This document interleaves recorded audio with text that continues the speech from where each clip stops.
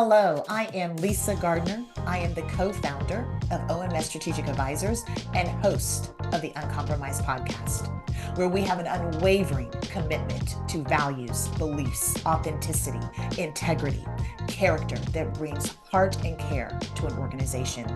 Today, we have the pleasure of hosting Whitney Strauss, a luminary in the realm of social change and corporate responsibility. As the executive director at AdvoCare Foundation and a senior counsel at Sunwest Communications, Whitney brings a wealth of expertise in strategic planning, fund development, and process management, particularly in civic projects and nonprofit organizations. Whitney's journey through the nonprofit sector and corporate social responsibility is marked by her transformative roles at organizations like March of Dimes and Lockheed Martin. Her dedication to creating impactful social change is further exemplified by her current board service with the Dallas Holocaust Museum and Human Rights Museum, Tex Protects, the Concilio, and Texas Ballet Theater. An accomplished author of a children's book and a passionate advocate for diversity and inclusion, Whitney's multifaceted career speaks volumes about her commitment to enriching communities. As she pursues her doctoral studies at SMU, focusing on behavioral science and organizational development, Whitney is poised to deepen her impact as a specialist in social change. Welcome, Whitney. Thank you so much. That was lovely. And Happy New Year. Happy Yes. New Year to Thank you. you so much. And thank you for being on the Uncompromised podcast. I always will have and I do have such a special um, place for the guest who first said yes to something so new and really not understanding, why it started, how it started. But I believe that our listeners are understanding the need of it and they're truly being blessed by it. So thank you for just saying yes. I'm Thank truly. you for the opportunity. I'm so honored and humbled. And I think just there's a feeling about this podcast that is authentic and digging into, realness that really spoke to me. So I'm so honored to be a guest. So thank you for asking me and giving me the opportunity to say yes. Absolutely, absolutely. I was writing just a few notes about you, and I always like to share with guests sort of a warmth of what I felt the first time I met them, whether I've known them for a year, less than a year, or more than 20 years. And I was so glad when Rhonda introduced us. And the one thing I noticed about you right away when talking with you and reading about you, even after that you have a true passion for what you do. And that's being a community leader, that's leading the nonprofit sector and taking on strong leadership positions to propel initiatives forward that sometimes may be uncomfortable. Mhm. Um, I think your goal is and your focus is you truly, truly want to address the community needs. And I look forward to you delving into those experiences today and just sharing with us a little bit um, uh, about yourself. Because one thing about it is guests like you inspire others to keep going, no matter what industry they're in. Because I think it's all about diving and pouring back into the community in whatever industry you're in, but definitely what you have dedicated your life to. So um, let me ask you the first question. And again, these questions are general, so I'm hoping that you'll use examples from your experience and from your career. But when did you take a career risk, Whitney, or a big jump? And what process mentally did you take it to prepare yourself um, to actually do it? Oh gosh, I think I've taken a lot of calculated risks in my career, but probably the one that stands out to me is going back for my doctorate degree.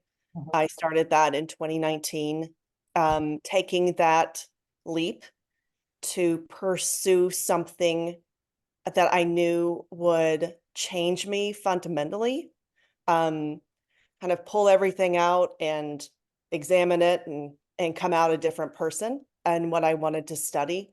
But it was also the time commitment and just the fear in what if I fail? What about if I can't handle this? How is this going to impact my family? Can I handle work and family commitments and this all at the same time. But you can't, if that's going to be, there's always doubts to taking any kind of risk, and there's things that you can't control. So it is I really wanted to do it. And so I didn't want to be held back by that fear of the unknown or failure or anything like that. I really wanted to take that next step and have that opportunity to really educate myself and be with other people that I knew would challenge me a lot and dig into issues and research issues that would make me highly uncomfortable and really question my whole perception on what that issue had been prior, and come out um, having that degree, but being able to use that in a meaningful way. So that has definitely been one of my biggest risks in completely stepping out of my comfort zone and pursuing that. I remember when I was interviewed to get into the program, which is extensive application again. So you're immediately humbled by there's the resume, great, your professional experience, great, but what are you bringing to the table for this program? So my initial interview, and he said it nicer than how I'm going to say it, but pretty much of they didn't care about my board service, or, you've been involved in this charity, or, all of these things that you have been known for prior. We want to know how you think and what you're going to contribute to our discussions. And so that was, the whole, any titles or any, I've raised X amount of money, that didn't matter. It didn't matter. They just wanted to know, what are you going to bring into this discussion? And are you willing to learn at this deeper level of what it means to be human and question your own perspective a lot? So that was a big risk. But I'm so thankful that I did that, particularly at this point in my career, because that it has helped me to take it to the next step. Not to say, Absolutely. yeah, to really to understand and question my own bias on things, my own perception, and how that relates to my work in the community, and how I can bring others along to, question the way that we've looked at issues before and potential solutions to those issues. So yeah, Well, this is going to segue to my next question, yes. because I do believe that, you know, that leaders like you are being prepared for some things that are coming down the line. I was just reading that are certain there are certain people within our communities that are redefining diversity and inclusion. And I know this is one of the questions that I had posted, but it has been most recent in the news. But they're defining diversity inclusion now as reverse racism, Whitney. Hmm. How do you how do you still how do you reassure, or how do you define diversity inclusion? How do you convince others that it truly is a win-win for everyone, not just one population of people? Um, just how do you answer to those that are turning it into something that is more divisive versus something that is more collaborative and equitable for everyone? Because as we know, um, it is supposed to be a win-win for all involved, whether it's people of color or non-people of color, right? Right, right. How would you answer to that? I think in my experience and my work and in my degree, and the more the more that you're comfortable of being in different spaces and realizing that the inclusivity, because to me, diversity, equity are steps to really have a truly inclusive environment where all voices are equitable at the table and listened to, and those solutions are multidisciplinary, because these issues in our community need all the voices at the table to find those solutions. So I think, twofold, people have to be comfortable with letting go of control and understanding there's a difference between confidence and arrogance. I'm confident in my abilities, but I'm not arrogant enough to think that I have all the answers. But I think that's been a historical divide in every community. So there has to be more of this positive imaging, which is a lot of my work in saying, look at all of these different voices coming to the table to talk about food systems.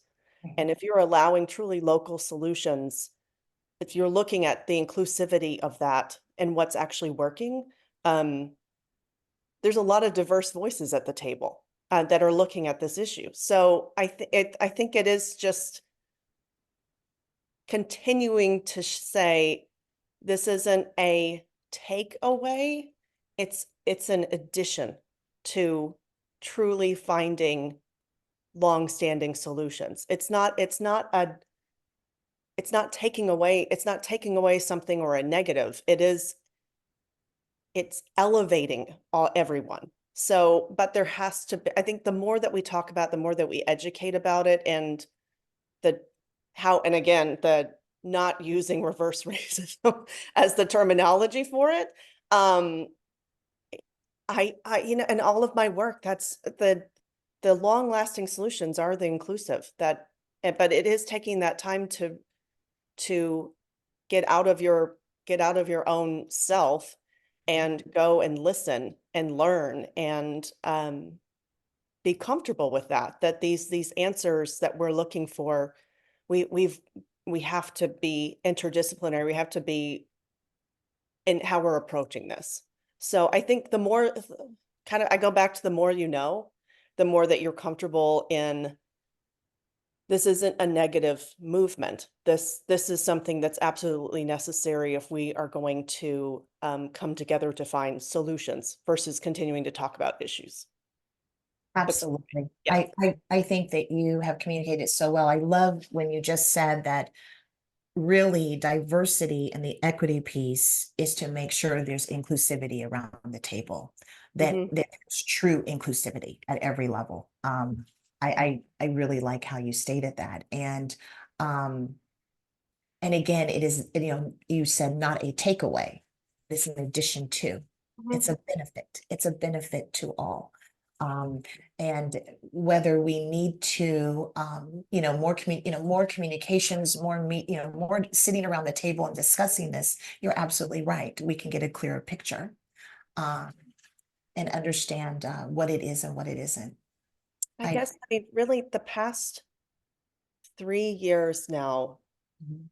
and before then, but really the past 3 years have been a majority of my time have been in communities with leadership Mhm. all over the United States of people that did not look like me, did not have my background. I mean, Mhm. putting myself into all over the US to put myself into situations where I've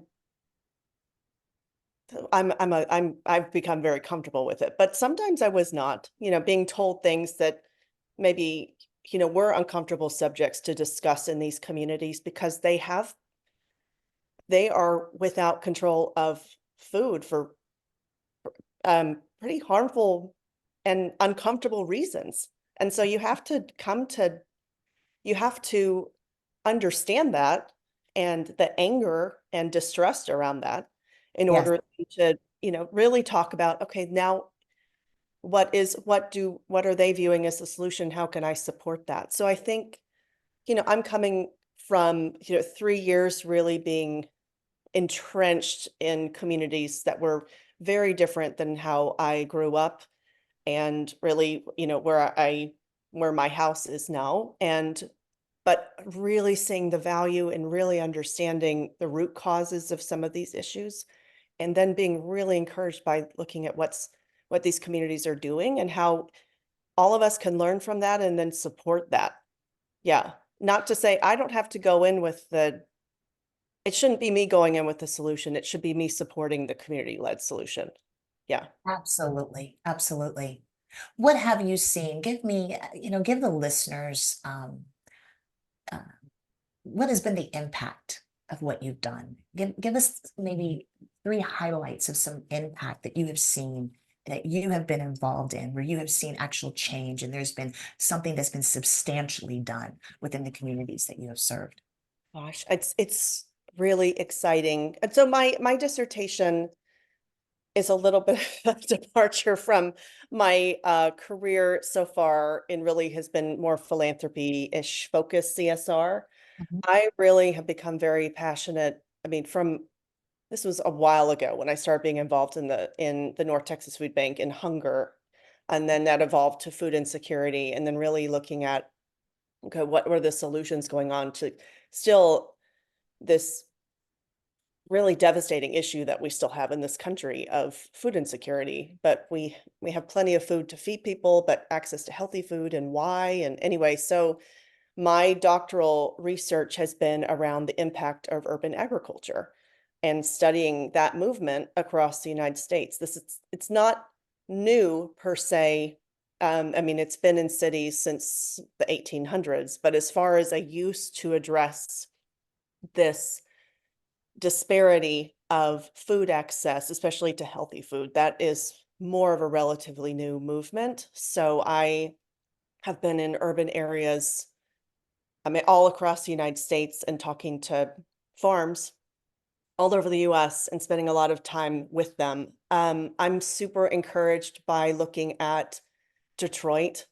Um, Really exciting what is going on in Detroit, and that's been going on a while. But highlighting and supporting the Black sovereignty movement that's going on in Detroit, Mhm. with the Detroit Black Food Sovereignty Network and Malik Yakini and what he's done. I mean, Mhm. that's a whole self-sustaining resilient system now, and with a grocery store, a Black-owned grocery store, and bringing that economic opportunity, fresh, Yes. healthy food. I mean, it's awesome. It's so awesome.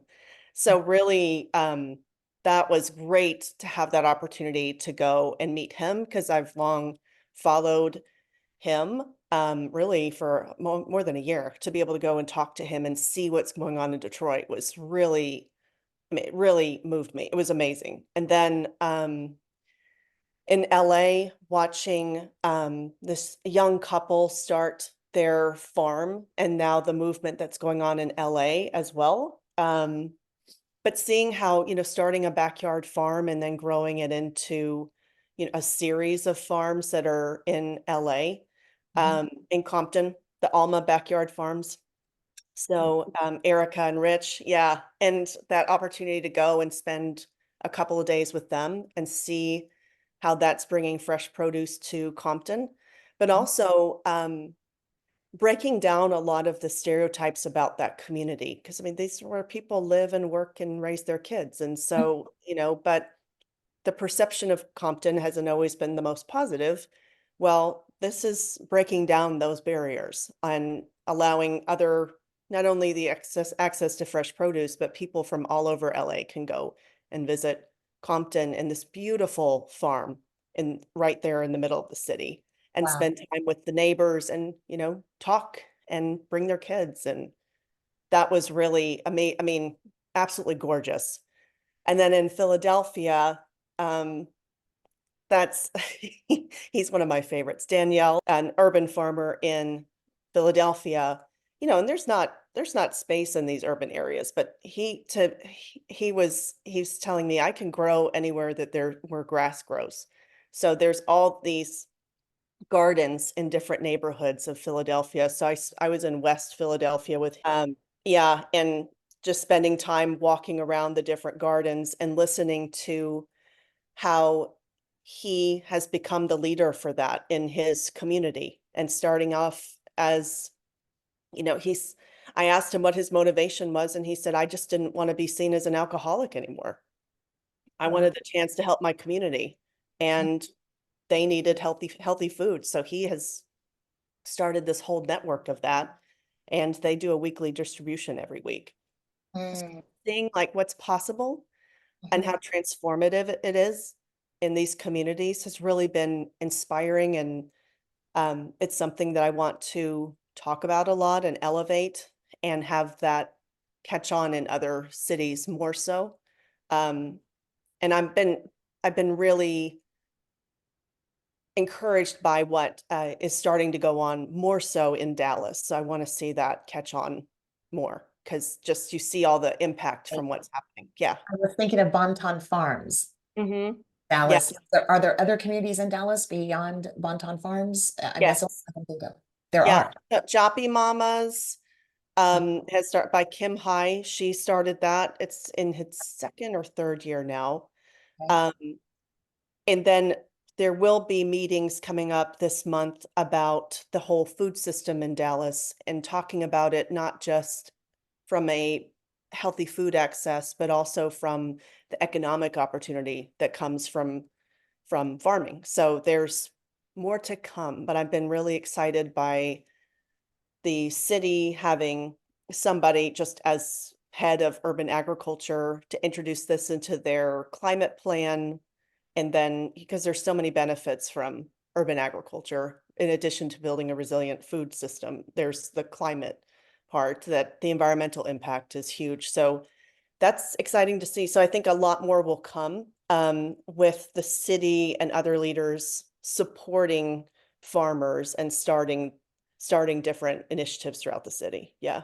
Absolutely. And I'm like you. I think the most exciting piece as well, of course, we're creating and we're solving for a need in the communities, which is hunger, Yeah. but the economic development that's coming out of that. When you Right. said, Black owned grocery stores and actually turning this into a business, it's something that these communities and those in the communities have done forever. I mean, agriculture is something that's bred into that culture, but to turn it into an actual business and receive some kind of economic benefits out of it, for Right. the community as well as those that are the leaders within it, I think is such a benefit. So Hmm.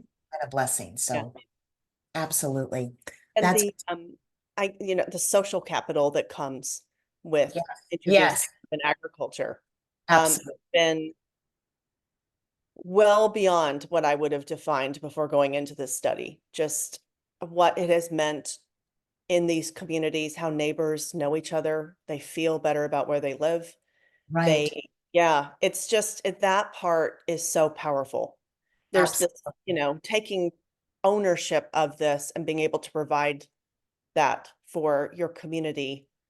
Yes, you're providing, as Danielle said, these fresh tomatoes, but he got to know neighbors that he wouldn't have known. And he said there's just something special about providing really fresh, healthy food to people. It's emotional, it's personal. People have a lot of memories or feelings about that. So that's really been amazing to watch that. Yeah. I think Paul Quinn has done something similar, Mhm. haven't Yeah. Yeah. they? They have the We Over Me farm. Yeah. Yes. And they've got a whole agricultural curriculum now with their students, which is really, I mean, Oh, that awesome. is Yeah. amazing. That's Yeah. awesome. That is great. It's almost bringing back, and again, I'm not knowing my historical dates, but agriculture was a huge part of the upper education at one time, Hmm. Hmm. and I believe there is a time that we do need to bring it back, and this is Yeah. not Yeah. so, and bring it back to the communities that are willing to truly see it through. So, Right. yeah, I would Yeah. agree. I would agree. Whitney, let me ask you, what leaders or leader has inspired you the most? Oh gosh. I was so fortunate early in my career to be able to sit at the table. I mean, really invited and sitting at the table with really phenomenal women leaders. Mhm. Um, I do attribute many men that have really been instrumental in helping me at pivotal points in my career when I needed, someone to tell me it was going to be okay or to open the door for me. But I think early in my career, these women really made such an impact. And it was, Shauna Black from TI, it was Camille Keith from Southwest Airlines. Patty Clapp was one of my first bosses. And just, it was such a great, powerful group of women Mhm. that had I mean, I could keep going with names, but they had been such a part of the women's movement and breaking barriers to build their careers. And they had just such amazing stories. But Mhm. really what struck me, I mean, I was 21 when I graduated from college. I was on the young end because of an August birthday. So coming in and being so green to everything, and they were so nurturing but challenged me at the same time, and just watching how they lived their lives and handled themselves and balanced family and still, had fun too. So that was really what defined leadership for me so early, was being able to be around them, and they mentored me and taught me those lessons. I've taken it to now that I'm realizing, unfortunately, some of them have passed away now, which has been y- this, it's another pivot in my career that I'm realizing that I'm kind of that next generation, but I'm at the point in my career that I have been and are mentoring the next generation of women leaders. So I think back to what they taught me and what I can pass on. Yeah. But they, it was always continuous learning and questioning and challenging, and they didn't take themselves too seriously, but they took their work seriously, and they just never stopped growing. Wow, Um, yeah. that's great. Um, Let me ask you this. What is it that you want the next generation to know? And it's hard to tell, maybe it's hard to say there's one thing, of course, but what would you Yeah. say? I think, I think of my son who's 18 and he's about to go to college. And, that there's been so much change in the conversation that I think to embrace continuing that, like being open to exploring and learning, and don't think that you have all the answers. I think I like in some ways social media because it brings a lot of subjects to light that I think were not prior. However, there's so much noise. So I want them to be the generation of being open to listening to all the voices, and then how are they a part of the solution? Mm, Because I see with the, going back to social media, I see a lot of the ego and me, and mhm. highlighting some materialistic things that, but at the same time, highlighting a lot of social issues that need attention. But Mhm. then it's, instead of talking about it, how are we listening and then moving forward with a solution? And I really think this next generation have the education and the background, and now more of the awareness to really be able to do something with that. So that's what I encourage my son, is to be the generation that listens and then acts. Very good. Very good. Very. Let me um let me segue into this. What have you noticed with people who are capable of initiating change? Why are they hesitant? Or those who can initiate change, why do you think that maybe they're hesitant? And what do they seem to compromise the most? Oh gosh, that's a good question. I think a lot of people have the why me. Instead, I flip that on them and say, why not you? You're perfectly positioned to initiate this change.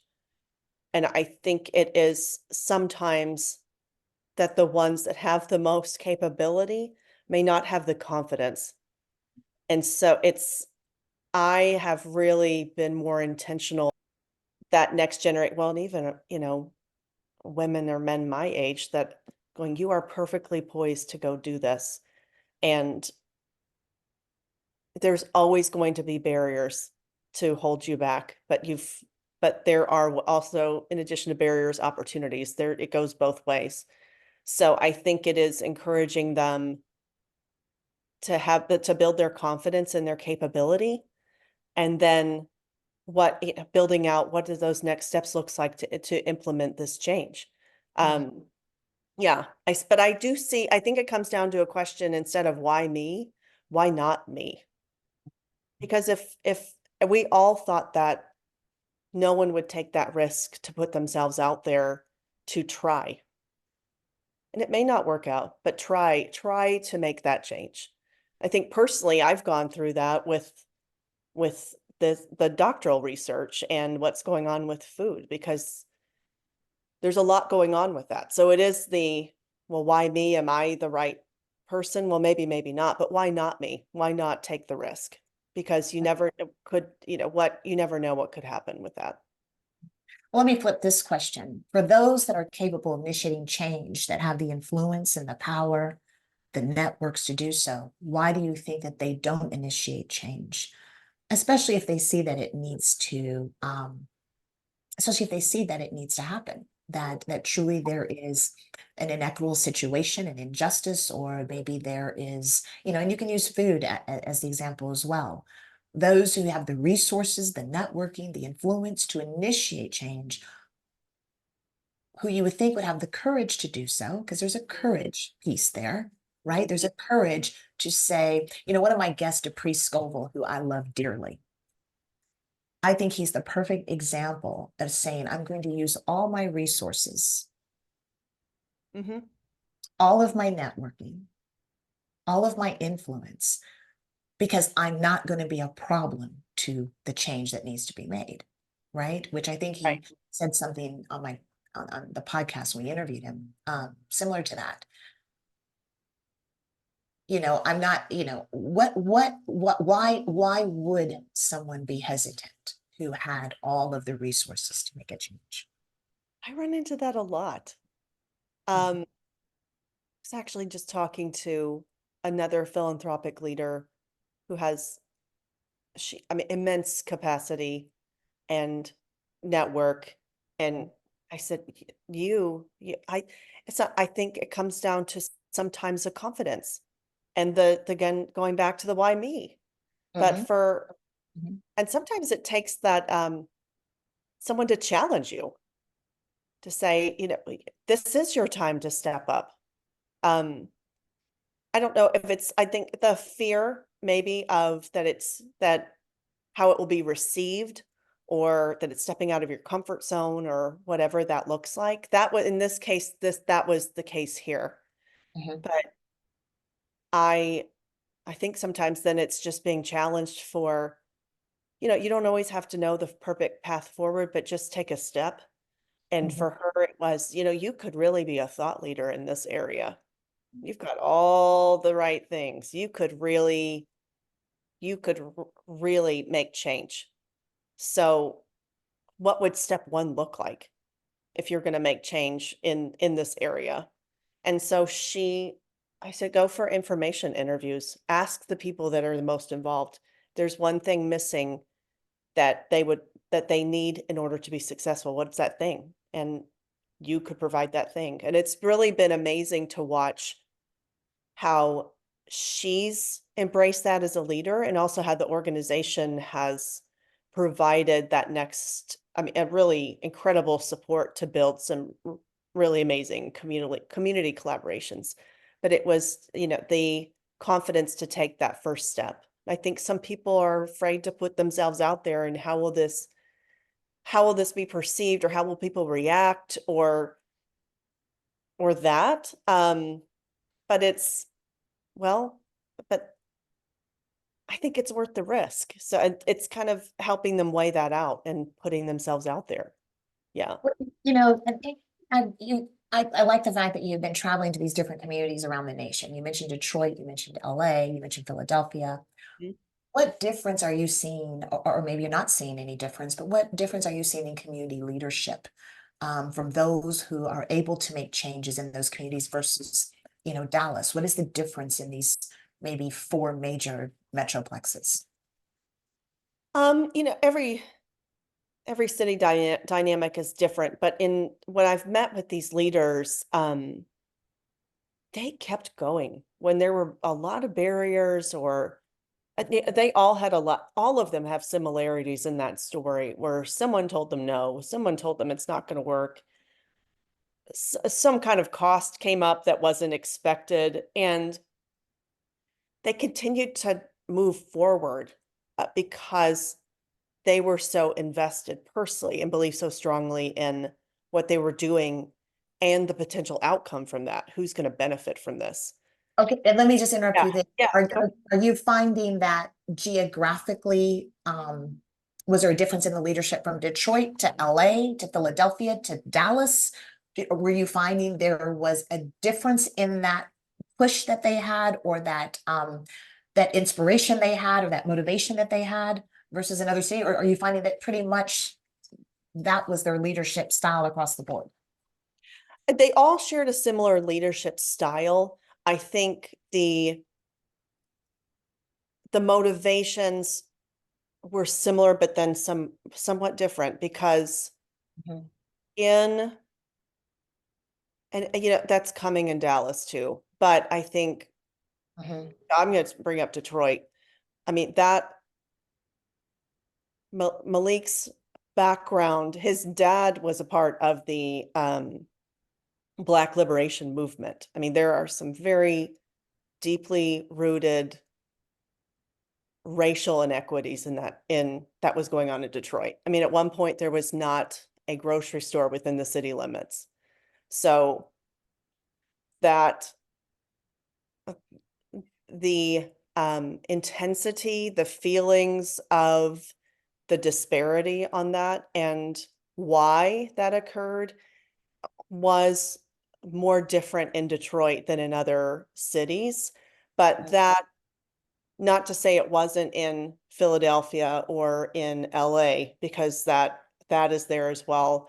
But it was a different, Maybe motivation or just a really powerful energy. yes, yes, Yeah, that of was what I, being yes. and being very direct with the intent of it's not just we're providing, not to say this is negative, but this is not just a way to provide healthy food or an Mm, economic opportunity. This is actually ownership of the food system again, because we lost it was taken away, mhm. and we want ownership again, and to have that control, which I appreciate, because it was gone. So who has control? So I think that energy in Detroit, and there's some pockets of that around the country as well too. But that it was just a more heightened awareness of how far that disparity had gone in Detroit. And then what's the movement to bring back, to build food sovereignty there. So it's just, yeah, very different. And not very different, but it was just a very different Energy, like interview. you said. Yeah, a very different interview than the Yeah, other, yeah, than the right, other right, cities. Yeah, right, right. That's yeah. good. Hmm. That's good.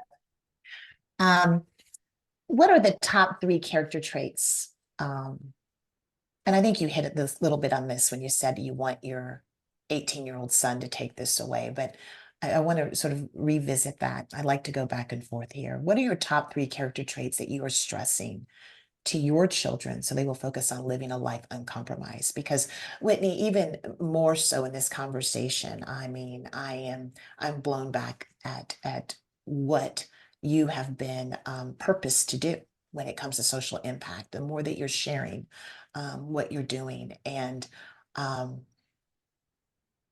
you are the exact example of a guest of why I had the passion to create this podcast. And so as a listener, as your peers are listening, that have children your age, as young adults are listening, I mean, what are those top three characteristics, traits that you are stressing to your children, or even just to the next generation that you influence, so they will focus on living a life uncompromised? Oh gosh, thank you for that. Like that, yeah, it's so honored. I've been, so I have two sons, and I have I have really brought them along this journey with me because I feel that it's really important for them to be as entrenched in this as I am, because they're the next generation carrying forward these lessons. And what are they learning from this, and how will that impact how they are involved in the solution? So I think the three characteristics, um, having a zest for learning, Mhm. just, I mean, and not just the typical, I'm going to continue on getting degrees, but really listening and learning from a lot of different people about whatever subject that is, because one person's version may be very different than another, and it's fascinating, interesting, but changes your perception when you're learning about an issue from, or whatever topic, from a lot of different perceptions. So, and having a zest to go out, for learning and curiosity, always be curious. Empathy, um, always have empathy, and wanting the best for other people, wanting that. And then integrity. Integrity to me is an action word. It's fluid. It's not something that you have to continue to work at having integrity, being honest, being authentic, people trusting you, um, really checking yourself on your intentions for doing action. So I think having that integrity, living with integrity, is really important, that I we instill my husband and I instill in our boys to have that. Yeah. Absolutely. Absolutely. You know, I think that, one statement that keeps on, and I want to highlight this to the listeners, I want to make sure they didn't miss this. You said that it gives an example of what you're stressing, what you want to stress to the next generation as well as your own children, is that you said feeding these communities is more than just providing healthy food. It's changing lives, it's changing lifestyles, it's pouring into to make life better and more fulfilling. It's utilizing the gifts and talents of the community, right? It's giving them more, right? It's enriching more. And so when you take that example of what you said, it's not just giving food. That's living a life uncompromised to me. That's living the life of integrity, wanting integrity. That's being a good listener, because then you understand the deep rooted needs of the community. So, I mean, I'm sort of tying back what you just said, what you're passing on, that you're actually showing. You're showing what it looks like and what you do on a daily basis, what your goals and objectives are, and what you are purposed and driven to do, and to leave behind for legacy. So, I thought that was quite interesting how that bridged a gap, whether we meant to or not, it did. Thank you. So Yes. absolutely. Um, and I have, I'm gonna do two questions if you don't mind, two more Oh, questions. yeah. We'll wrap it up. But um, what would you like to see your peers discuss and exhibit by example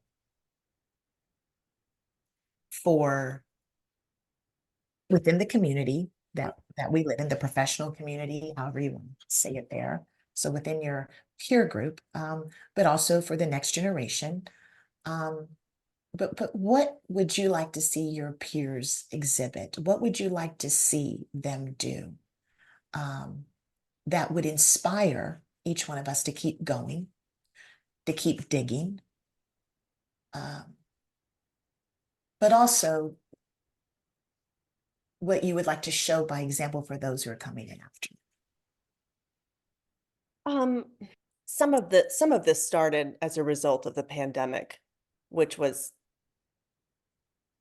I thought, really good to see, of something so catastrophic, for the philanthropic community to come out with this reckoning of, we need to be looking at how we are funding differently, and really looking at root causes of issues and listening to those that are boots on the ground and impacted by this the most.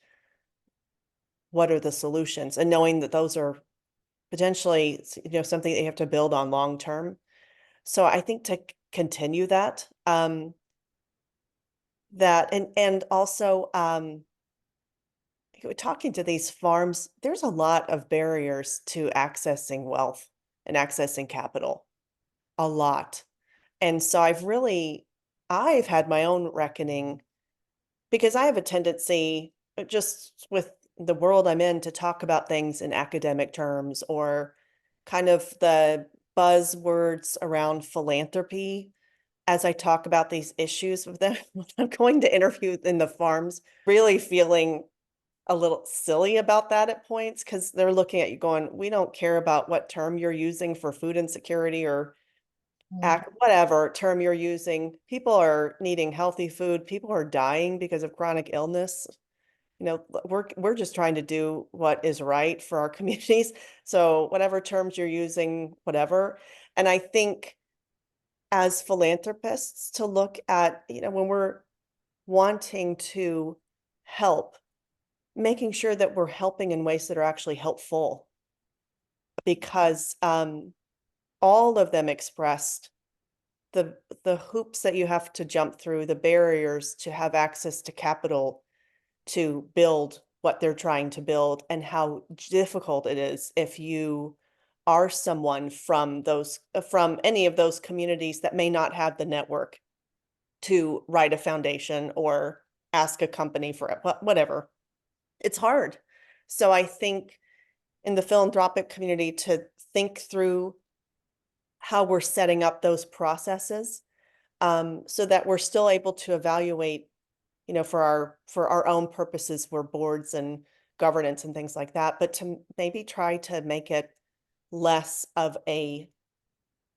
this huge gap to jump to have access to capital and to take more risks in startup organizations. I know I'm really proud of the AdvoCare Foundation board, the Regis family, because, they fund huge organizations and also they've funded startups that be good. The pieces were there. It's like we are going to go with you to try to figure this out but to see how successful that's been.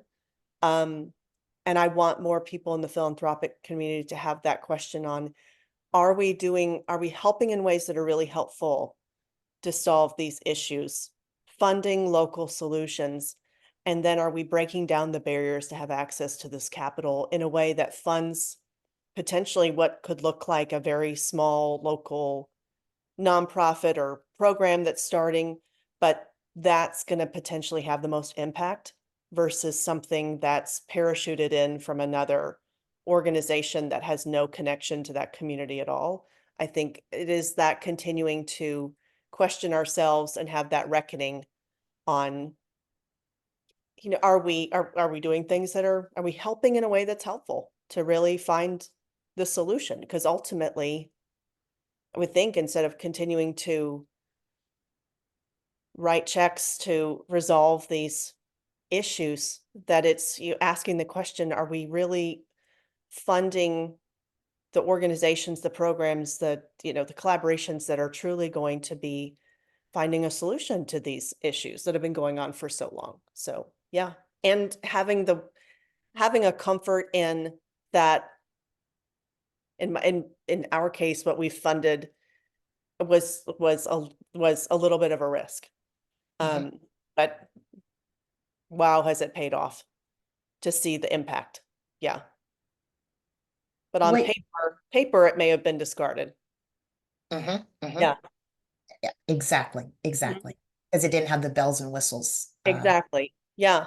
Or the name or, or the you know, name or the yes. board or whatever. Yeah. Or it was kind of this wild kind of hair idea that going, okay, I'm really curious how you're going to do that. I go for it. So yeah. Absolutely. I what you said was I mean, gosh, it was a mixing bowl full. I mean, it was a huge gold nugget because you're right. What better way to truly impact the communities than those locally, because locally, every local community has its different set of challenges. And those with boots on the ground are going to understand that.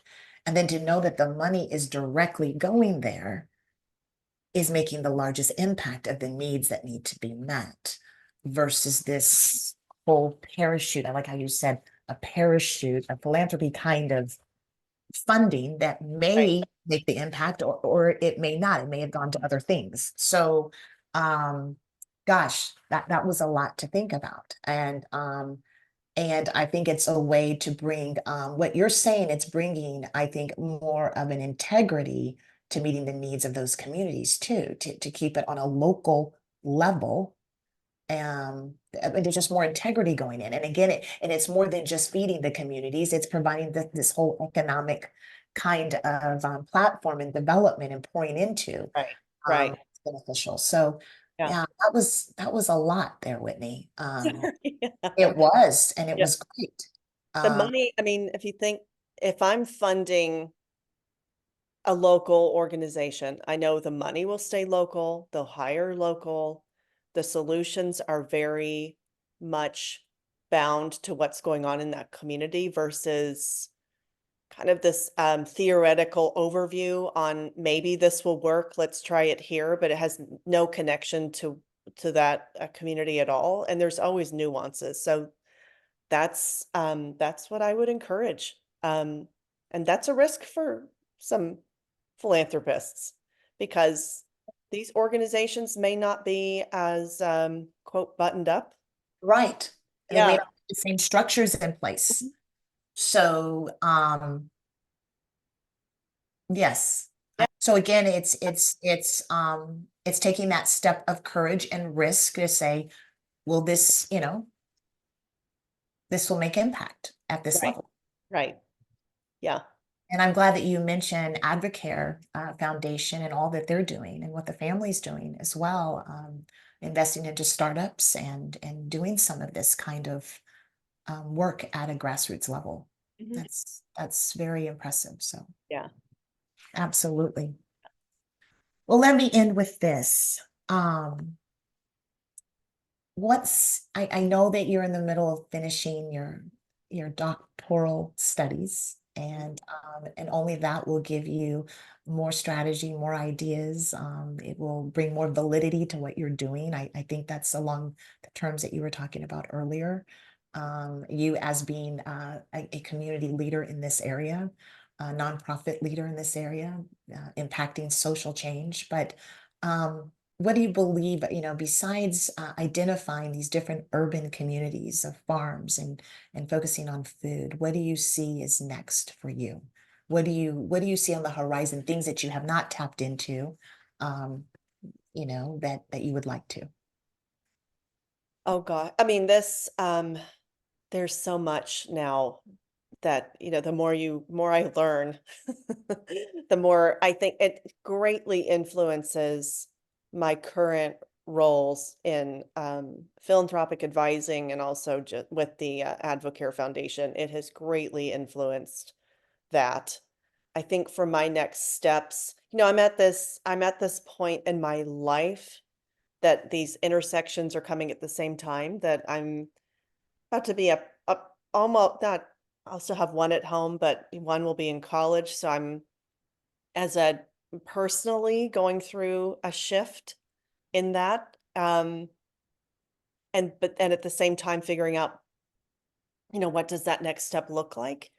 And for me, it is that, food and education, these are, the social determinants of health. It goes back to, really the economic justice. And that's the next where I really want to dig into, particularly for women, on that economic equity and what's going on there.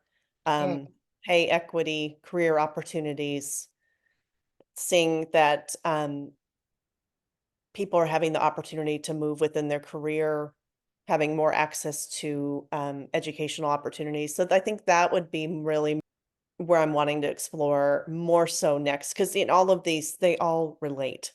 So in addition to building out, being a part of kind of being a supporter of the resilient food system discussions that are going on in Dallas, it is that the other kind of overarching issue is what has happened with economic equity, especially after the pandemic, that women in particular, all the studies have said that, we're now 5 years behind because of the setbacks of the pandemic, at least, or 10 years actually, in our career paths. So it's that, how am I going to um, be a part of helping particularly women in these still very stressful economic times? And what are pathways around that, and how am I a part of that?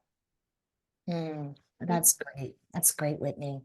Um, it reminds me of several discussions I've had with some previous guests is, um, they say everything about them living their life uncompromised is the fact is when there is a need to fix something that their job has never done. And Right. sometimes it takes them outside of their everyday duties, whatever that is.